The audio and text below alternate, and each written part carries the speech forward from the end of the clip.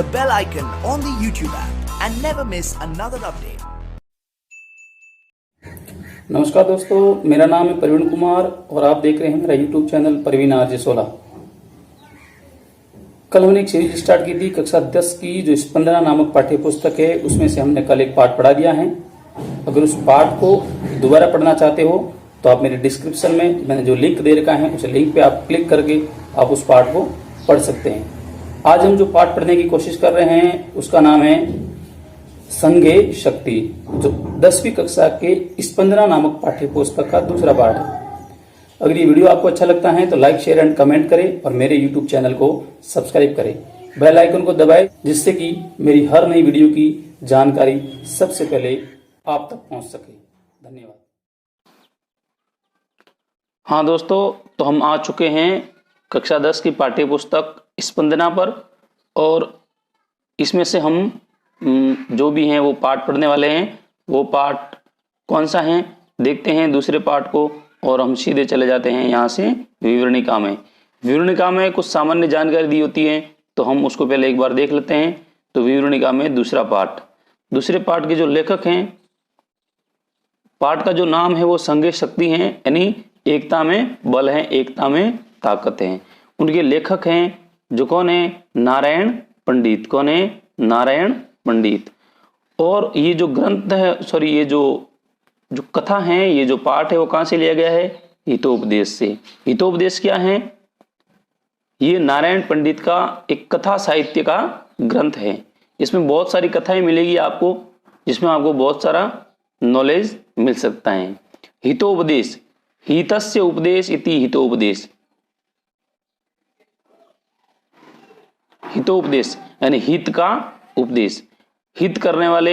इसमें उपदेश यानी कथाओं के माध्यम से हमें इसमें सिखाया जाएगा। ठीक है, तो हम यहाँ से सीधे चलते हैं अपने पाठ पर। तो दूसरा पाठ जैसे अपन खोलते हैं तो ये आ चुका है दूसरा पाठ, द्वितीय पाठ है संघे शक्ति। अब इस पाठ में हम इस कथा के बारे में, इस पाठ के बारे में, अब इस पाठ में हम पहले भूमिका को पढ़ेंगे। भूमिका मतलब इस कथा का क्या प्रयोजन है, उस कथा से हमें क्या शिक्षा मिलेगी, इस कथा को शॉर्ट तरीके से इसमें समझाया गया है। और ये जो कथा लिखने का क्या प्रयोजन है, इसके बारे में, कथा कहाँ से ली गई है और कथा क्यों लिखी गई है, इसके बारे में इसमें हम पढ़ेंगे। तो लिखा है, शुरुआत से हम शुरू करते हैं, ध्यान देना बच्चों। नीति कथा साहित्य हितोपदेश अन्यतम ग्रंथ। नीति कथा साहित्य में नीति को आधारीकृत करके जो साहित्य लिखा है वो नीति कथा साहित्य कहलाता है। इसमें आपको कई सारे कथा साहित्य मिल जाएंगे इसमें, जिसमें आपको ग्रंथ में बताता हूं। ये जो एक तो है ये हितोपदेश, वो अभी जो आज पढ़ रहे हैं वो नारायण शर्मा का है। दूसरा अगर आपको मिलेगा पंचतंत्र, तो ये इस हितोपदेश से भी पहले लिखा गया था, वो ग्रंथ है विष्णु शर्मा का।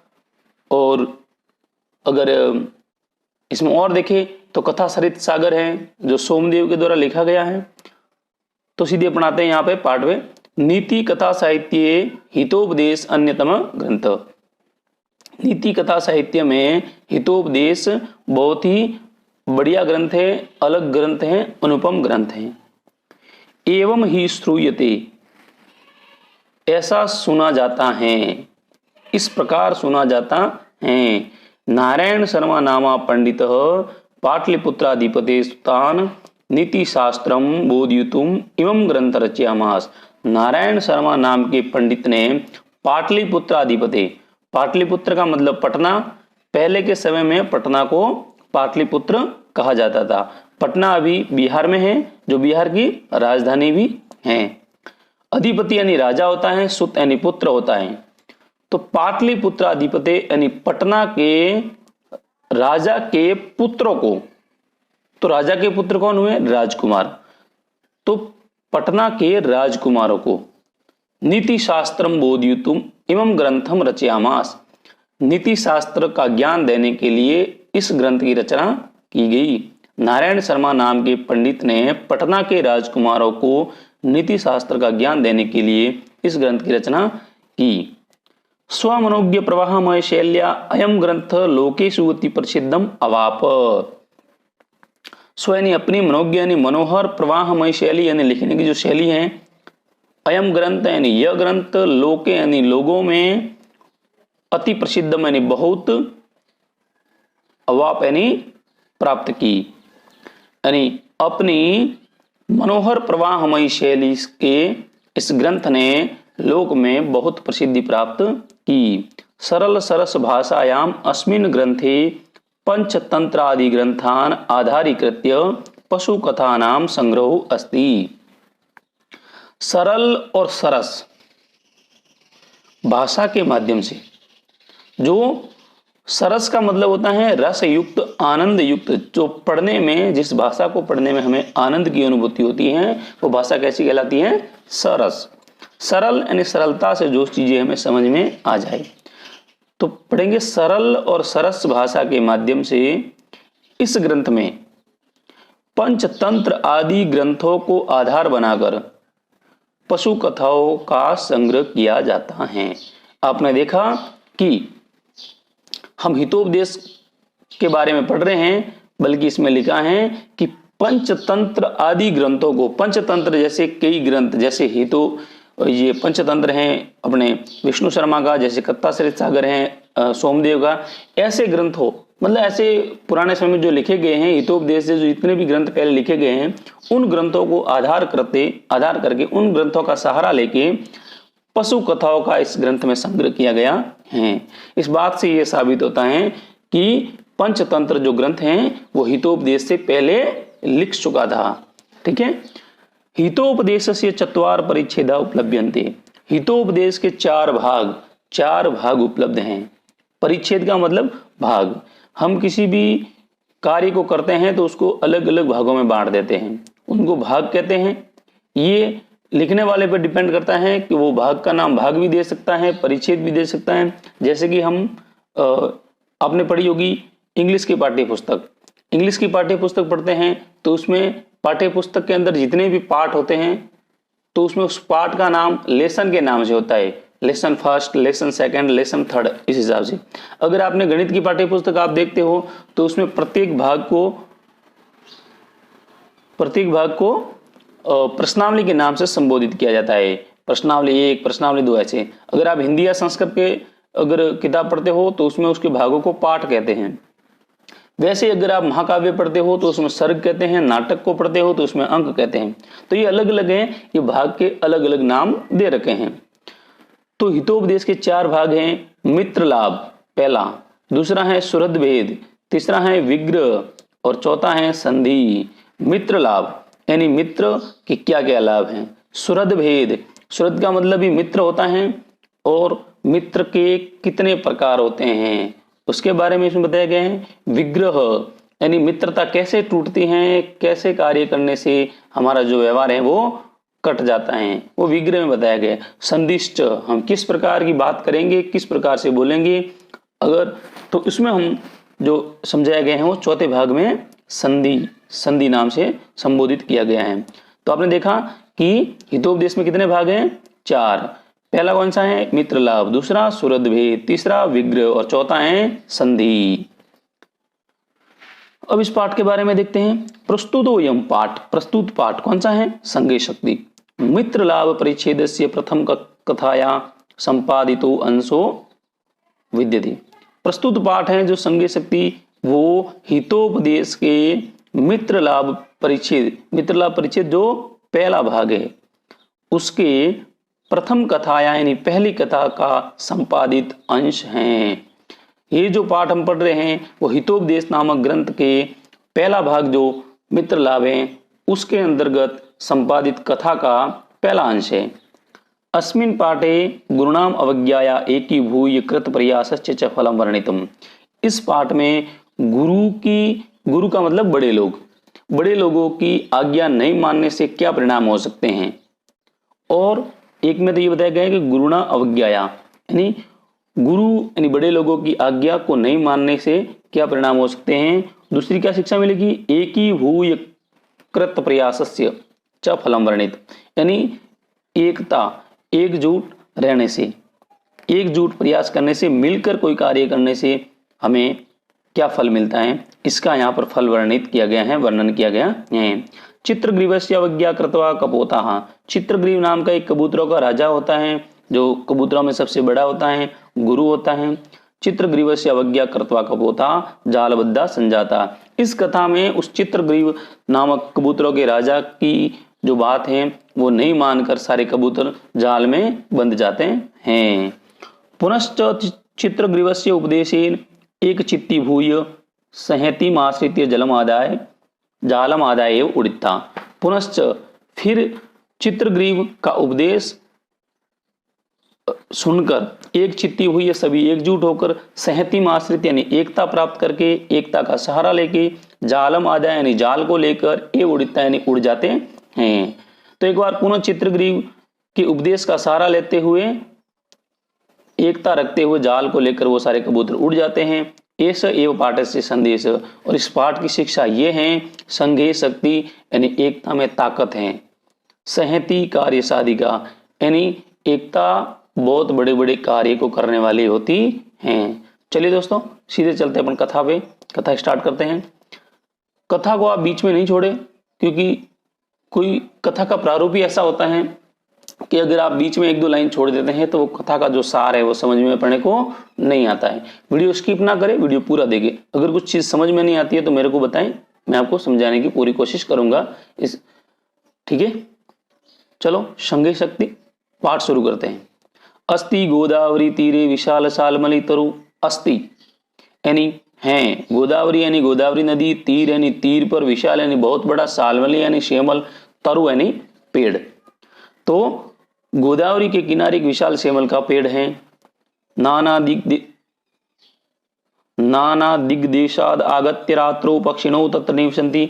नाना यानी अनेक, दिग यानी दिशाओं, देशात यानी देशों से, आगत्य यानी आकर, रात्रो यानी रात्रि में, पक्षिणों यानी पक्षी, तत्र यानी वहां, निवसन्ति यानी निवास करते हैं। तो अलग अलग अनेक दिशा और देशों से आकर रात्रि में पक्षी वहां पर निवास करते हैं। अत कदाचित अवसन्नाया रात्रो अस्ताचल चूड़ावलंबिनी भगवती कुमुदिनी नायक चंद्रमसी लघुपतनक नामा वायसः प्रबुद्ध कृतांतमिव द्वितीयमायांतम व्याधम अपश्यत। अत कदाचित इसके बाद, अवसन्नाया रात्रो अवसान, रात्रि के अवसान होने पर, अवसान का मतलब बीत जाने पर, रात्रि के बीत जाने पर, जब कुमुदिनी नायक चंद्रमसी, भगवान कुमुदनियों के स्वामी, कौन है? चंद्रमसी। कुमुदनियों के स्वामी को क्यों कहा जाता है? क्योंकि कुमुदनी जो होती हैं वो रात को खिलती है। कब खिलती है? कुमुदनी का जो फूल होता है वो रात को खिलता है, और रात कब होती है? जब चंद्रमा आता है। तो चंद्रमा को देखने से ही कुमुदनियां खिलती हैं, इसलिए उनको स्वामी कहा जाता है। चंद्रमा चले जाने पर वो वापस मुरझा जाती हैं, इसलिए कुमुदनियों के स्वामी चंद्रमा। फिर अस्ताचल चूड़ावलंबिनी, अस्ताचल के शिखर पर लटके हुए थे, अर्थात अस्त होने पर थे। अस्ताचल चूड़ावलंबिनी, अस्ताचल के शिखर पर लटके हुए थे, एंडिंग पॉइंट पे लटके हुए थे, रुके हुए थे। इसका मतलब है कि चंद्रमा अस्त होने को थे। लघुपतनक नामा वायस प्रबुद्ध, और जैसे ही सुबह होनी थी तो सारे पशु पक्षी सारे प्राणी जाग जाते हैं, उठ जाते हैं। उसी प्रकार से वही लघुपतनक नाम का एक कौवा जाग जाता है। एक तो वो लघुपतनक नाम का कौवा जाग जाता है, दूसरी ओर वो क्या देखता है? कृतांतम इव द्वितीयम आयांतम व्याधम अपश्यत। कृतांत, कृत अंत, जो अंत करता है कौन है? यमराज की तरह आते हुए शिकारी को देखता है। द्वितीयम यानी दूसरी ओर, कृतांतम यानी कृत अंत, कृतांत यानी यमराज, आयांतम यानी आते हुए, व्याधम यानी शिकारी, बहेलिया, कुछ भी कह सकते हैं आप, अपश्यत यानी देखता है। ठीक है, तो दूसरी ओर वो शिकारी को आते हुए देखता है। कौन देखता है? लघुपतनक नाम का कौवा। तम अवलोक्य अचिंत्यत, उसको देखकर वह सोचने लगता है। अद्य प्रातरेव अनिष्ट दर्शनम जातम, आज सुबह से ही अशुभ दर्शन हुआ। अनिष्ट दर्शन, इष्ट का मतलब होता है कल्याणकारी, अनिष्ट का मतलब होता है अकल्याणकारी या फिर विनाशकारी भी अपन कह सकते हैं। अनिष्ट यानी अच्छा नहीं, न इष्ट इति अनिष्ट। आज सुबह से ही अशुभ दर्शन हुआ है। न जाने किम अनभिमतम दर्शिष्यति, न जाने क्या अनिष्ट दिखाएगा। अतः तद अनुसरण क्रमेण व्याकुल सती, अतः उसके पीछे चलने से वह व्याकुल हुआ सा चल पड़ता है। ठीक है, आगे बढ़ेंगे। अथ तेन व्याधेन तंडुलकणान विक्रिय जालम विस्तीर्णम। इसके पश्चात कौवा देखता है, क्या देखता है कि इसके पश्चात तेन व्याधेन यानी उस शिकारी ने तंडुलकण यानी चावल के दानों को विक्रिय यानी बिखेर कर जालम विस्तीर्णम जाल बिछा दिया। इसके पश्चात उस बधिक ने, उस शिकारी ने, उस बहेलिये ने चावल के दाने बिखेर कर उस पर जाल फैला दिया। सच प्रच्छन्नो भूत्वा स्थितः, और वह उसी समय जो है वो एक साइड में बैठ गया। चावल के दानों पर जाल बिछाया और वो छिप के एक साइड में बैठ गया। कौन? शिकारी। तस्मिन्नेव काले चित्रग्रीव नामक कपोतराज सपरिवारो वियति विसर्पन तान तंडुलकणान अवलोकयामास। उसी समय चित्रग्रीव नाम का कबूतरों का राजा अपने परिवार सहित आकाश में उड़ते हुए उन चावलों को देखता है। तंडुलकणान अवलोकयामास। ततः कपोतराज तंडुलकण लुब्धान कपोतान प्रति आह। तो फिर वो जो कबूतरों का राजा है, कौन? चित्रग्रीव, तंडुलकण लुब्धान यानी जो चावल के दानों के लोभी हैं, कपोतान यानी कबूतर, प्रतिम आह, प्रति यानी उनके लिए, आह यानी कहता है, अकथित यानी कहा। ठीक है, तत् यानी उसके बाद वो कबूतरों का राजा है जो लोभी कबूतरों को कहता है, लोभी कबूतरों को कहा। क्या कहा था? कुतो अत्र निर्जने वने तंडुलकणानाम संभव तन्निरूप्यताम तावत। कुतो यानी कहा, अत्र यानी यहाँ, निर्जने यानी जहां पर लोग नहीं रहते हैं वो निर्जन कहलाता है। ठीक है, निर्जन, निरुपसर्ग पूर्वक जन शब्द है तो निर्जन शब्द बन गया। ठीक है, वने यानी वन में, तंडुलकणानाम यानी चावल के कणों का, संभव यानी संभावना। तो कहता है कि यहाँ निर्जन वन में चावल के कणों की संभावना कहाँ? तन निरूप्यताम तावत। तो एक बार हमें सोचना चाहिए, विचार करना चाहिए, शक करना चाहिए कि यहाँ चावल के दाने क्यों बिखेरे गए हैं। भद्रम इदम न पश्यामि, भद्र यानी कल्याण, इदम यानी यहाँ, न यानी नहीं, पश्यामि नहीं देखता हूं, मैं यहाँ कल्याण नहीं देख रहा हूं, मुझे कोई न कोई शंका हो रही है। सर्वथा अविचारितम कर्म न कर्तव्यम। क्या कहता है? हमें बिना विचारे कोई भी कार्य नहीं करना चाहिए। एतद वचनम श्रुत्वा, ऐसे बोल सुनकर, किसने कहे थे? चित्रग्रीव ने। कच्चित कपोतः सदर्पम आह। कुछ कबूतर घमंड के साथ कहते हैं। क्या कहते हैं? ईर्षिघर्णी त्वसंतुष्ट क्रोधनो नित्य शंकित परभाग्योपजीवी च षडेते दुख भागिना। ईर्षि यानी ईर्ष्या करने वाला, घृणी यानी घृणा करने वाला, त्वसंतुष्ट यानी संतोषहीन, त्व असंतोष यानी संतोषहीन, क्रोधनो यानी क्रोधी, नित्य संगीत यानी जो हमेशा शंका करने वाला होता है, पर भाग्योपजीवी यानी दूसरे के भाग्य, दूसरे के कर्मों पर जिंदा रहने वाला है। षडेति दुख भागिनी, ये 6 प्रकार के जो लोग हैं, कौन कौन से? ईर्ष्या करने वाला, घृणा करने वाला, असंतुष्ट रहने वाला, क्रोध करने वाला, नित्य संगीत करने वाला, दूसरों के भाग्य पर जीवित रहने वाला। ये 6 प्रकार के जो लोग हैं वो हमेशा दुखी रहते हैं, उसके भाग्य में वो हमेशा दुखी रहते हैं, उनके भाग्य में दुख ही दुख रहता है। कौन कह रहे? ये कबूतर कह रहे हैं, जो घमंडी कबूतर हैं, जो कपोतराज यानी बड़ों की जो आज्ञा की अवहेलना करने वाले जो लोग हैं वो कहते हैं। और ये किस लिए कहते हैं कि नित्य संगीत। चित्रगिरी ने क्या की थी? उस चावल के दानों पर शंका की थी कि यहाँ पर चावल के दाने नहीं हो सकते। तो इस शंका पर वो जो कहते हैं कि ऐसे लोग हमेशा दुख देखते हैं। तो आगे हम पाठ में पढ़ेंगे कि दुख कौन देखता है और कौन नहीं, उनका बदला कौन लेता है। तत्श्रुत्वा कपोतराजस्य शंका च अनादृत्य सर्वे कपोतास्तत्र उपविष्टा। तत् यानी उसे सुनकर, श्रुतवाणी सुनकर कपोत राज से शंका यानी कबूतरों के राजा की शंका का अनादृत यानी अनादर करके सर्वे कपोतास तत्रोपविष्टा यानी सभी जो कबूतर हैं वहां बैठे कहाँ, उस जाल के ऊपर, चावल के दानों के ऊपर। उसे सुनकर कबूतरों के राजा की शंका का अनादर करके सभी कबूतर वहां बैठे। अनंतरम सर्वे जालेन बद्धा, उसके बाद में सारे जाल में बंध जाते हैं। तो यस्य वचना तत्र अवलंबिता स्तम सर्वे तिरस्कुर्वन्ति, तो फिर जिसके कहने पर जो कबूतर वहां बैठे थे चावल के दानों पर, तो वो उन घमंडी जो कबूतर हैं उनका तिरस्कार करते हैं। तस्य तिरस्कारम श्रुत्वा चित्रग्रीव उवाच, उनका तिरस्कार सुनकर चित्रग्रीव बोलता है, क्या बोलता है, ना अयम अस्य दोष, ये इसका दोष नहीं है। विपत् काले विस्मय एव का पुरुषस्य लक्षणम, ये इसका दोष नहीं है। आपत्ति के समय आश्चर्य ही कायर का लक्षण है। जब आपत्ति आती है, जब विपत्ति आती है, जब दुख की घड़ी आती है, तो क्या करने हैं, जो विचार करते हैं, विस्मय करते हैं, अचंभित होते हैं, वो कायर कहलाते हैं। इससे मिलती जुलती आप अपनी दैनिक बोलचाल की भाषाओं में भी आप सुक्ति पढ़ते होंगे, वह है विनाश काले विपरीत बुद्धि। जब काल विनाश का होता है, समय जब विनाश का होता है, तो अपनी बुद्धि कैसे काम करने लग जाती है, विपरीत, उसके विपरीत कार्य करने लग जाती हैं। तदत्र धैर्यम अवलंब्य प्रतिकार चिंत्याम, तो चित्रग्रीव क्या कहता है, तो यह धैर्य से सहारा लेकर उपाय सोचना चाहिए, उपचार सोचना चाहिए।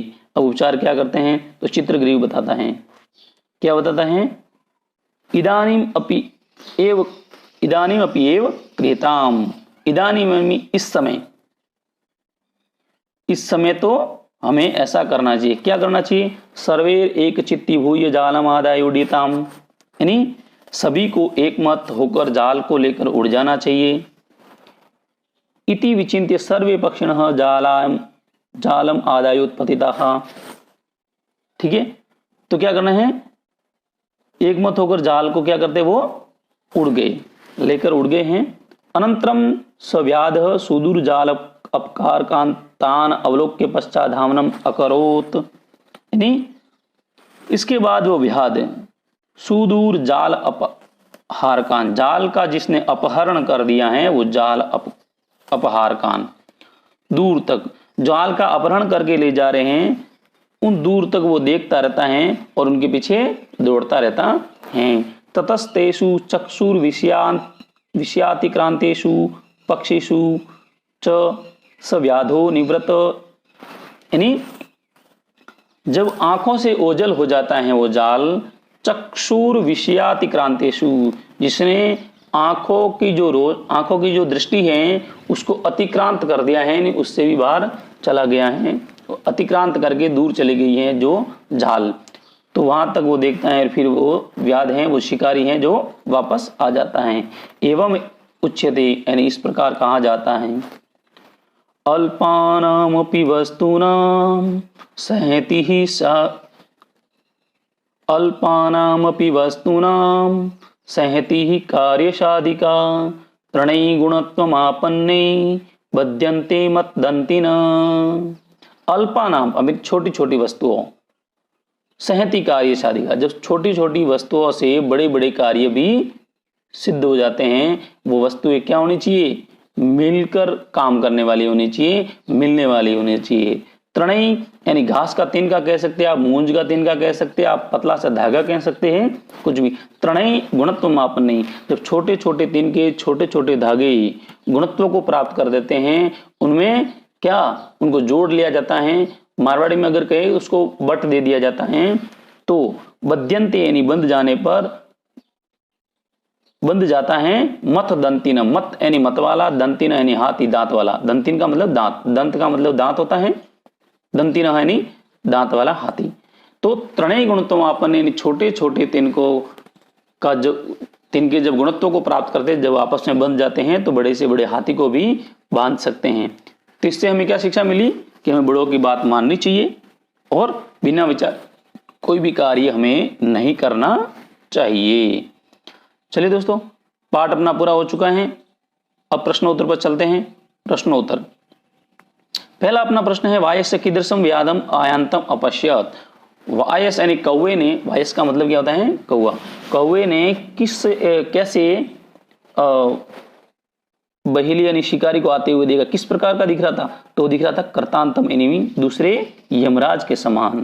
कैसा दिख रहा था, यमराज के समान। दूसरा सवाल अपन देखते हैं, कुतोत निर्जने वने तंडुलकणान संभव। इस निर्जन वन में चावल के दानों की संभावना कहाँ, ये किसने कहा था, कह उक्तवानी ने किसने कहा था, तो किसने कहा था, ये चित्रग्रीव नाम के कबूतरों के राजा ने कहा था। तीसरा सवाल देखेंगे, विपत्त काले का पुरुषस्य लक्षणम अस्ति। विपत्ति के काल में जब समय बुरा हो जाता है तो कायर के क्या लक्षण है, वो कहता है विस्मय कर जाता है, क्या कर जाता है, आश्चर्यचकित हो जाता है। अल्पानाम अपि वस्तुनाम कार्य साधिका अस्ति। छोटी छोटी वस्तुएं कब कार्य साधती हैं, जब वो सहती यानी एक साथ मिल जाती हैं। चलिए दोस्तों, ये अपने ऑब्जेक्टिव क्वेश्चन पूरे हो चुके हैं। तो अपन देखते हैं अति लघुतरात्मक प्रश्न। अति लघुतरात्मक प्रश्न है, पहला है वायसस्य नाम की, मैंने कौवे का क्या नाम था, तो आपको सबको पता ही है क्या नाम है, लघु पत्तनक। क्या नाम था, लघु पत्तनक। वायस कम आयांतम अपश्यत। वायस किसको आते हुए देखता है, तो वायस किसको देखता है, व्याध यानी शिकारी को आते हुए देखता है, व्याध को देखता है। कह कपोतराजन, कबूतरों का राजा कौन था, तो देखेंगे चित्रग्रीव। कौन था, चित्रग्रीव, चित्रग्रीव। ठीक है। कीदृशे तृणे मतदंति न बध्यन्ते। कैसे तिनकों से मतवाले हाथी को भी बांध सकते हैं, तो गुणत्वम आपन्नई तरनई। कैसे, गुणत्वम आपन्नई, गुणत्वम आपन्नई। ठीक है, गुणत्वम आपन्नई तरनई। ठीक है, समझ में आ जाएगा आपको। आगे की बात करें अपन, तो अपने जो है निबंधात्मक प्रश्न है, कौन से हैं, निबंधात्मक प्रश्न में पहला सवाल है, कथायाम वर्णितः व्याध कृत्य स्वस्वदेशु लिखत। कथा में वर्णित व्याध ने क्या किया, व्याध का कृत्य क्या था, उसने कैसे मतलब कोई भी कार्य किया था, उसके बारे में आपको अपने शब्दों में लिखना है। तो व्याध ने क्या किया था, आपको सबको पता है।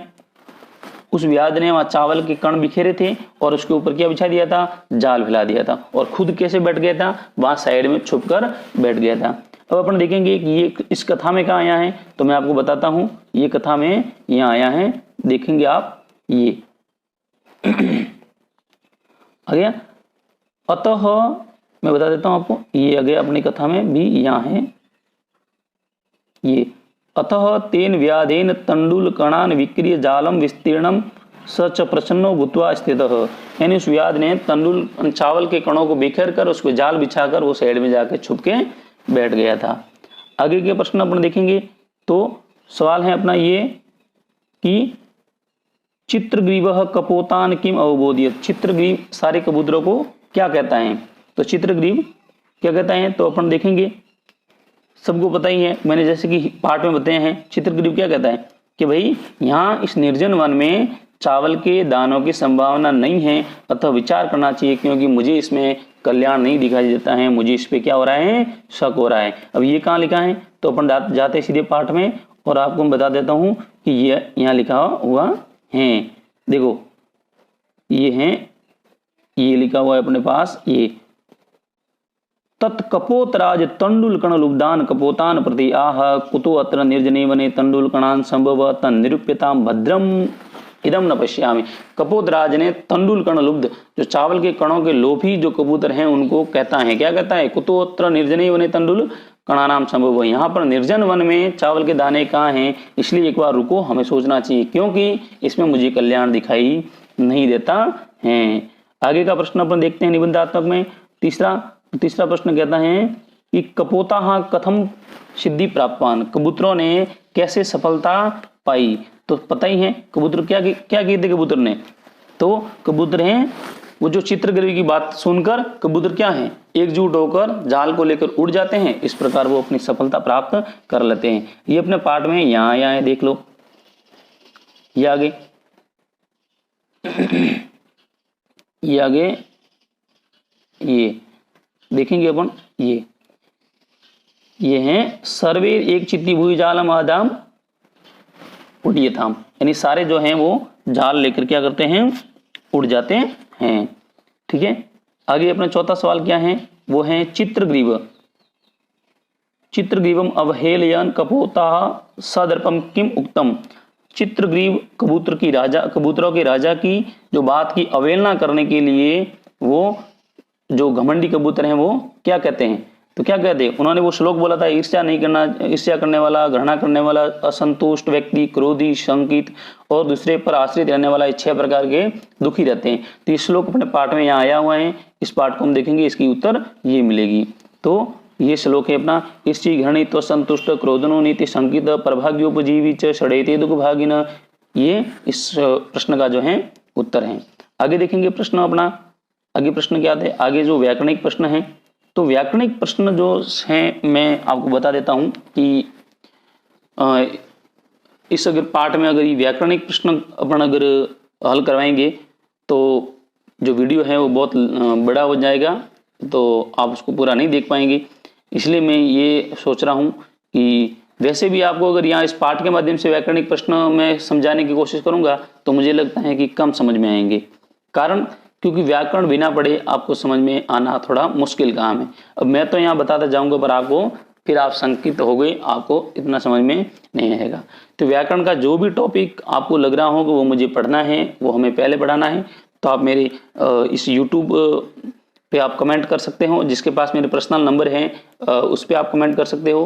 अगर आपको मेरी Gmail ID भी आपको डिस्क्रिप्शन में मिल जाएगी। इससे पहले हमने पहला पार्ट पढ़ा था जो जय सूर्य भारती अपनी इस किताब का, जिन लोगों ने वो पार्ट नहीं पढ़ा है तो आप वहाँ जाकर पढ़ सकते हो, मैं डिस्क्रिप्शन में इसका लिंक दे दूंगा। और आप मेरे और भी कई वीडियो देखने के लिए इस डिस्क्रिप्शन में वीडियो के मैं लिंक दे दूंगा। ठीक है, तो अपन जैसा मेरे को समय मिलता रहेगा वैसे मैं आपके लिए वीडियो बनाता रहूँगा। जो भी वीडियो आपको जल्दी चाहिए आप एक बार मेरे को YouTube के माध्यम से कमेंट कर लेना। और ये वीडियो आपको अगर अच्छा लगता है, मेरा पढ़ाना आपको अच्छा लगता है, तो आप मेरी इस वीडियो को लाइक करें, शेयर करें और आपकी क्या प्रतिक्रिया है मेरे YouTube के माध्यम से कमेंट करें। और मेरे YouTube चैनल प्रवीण RJ सोला को आप सब्सक्राइब करें और बेल आइकन को दबाएं, जिससे मैं जब भी नई वीडियो अपलोड करूंगा तो सबसे पहले सूचना आप तक पहुंच पाए। धन्यवाद।